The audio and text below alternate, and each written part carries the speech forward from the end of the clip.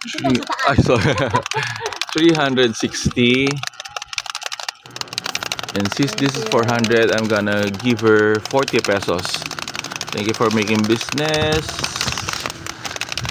Oh gosh. Oh, hold on. See that, guys and girls? Not bad. 360. Day 31, guys and girls, of not waiting for a week before I exchange my coins into Philippine peso paper bills. Road to 1 million peso saving challenge. Oh my gosh, thank you Lord for these wonderful blessings. Do the same things, guys. Do the same thing, guys and girls.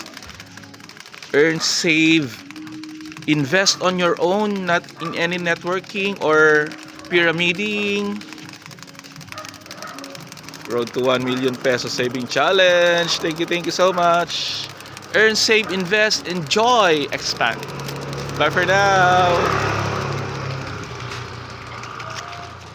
See that? Thank you, Lord.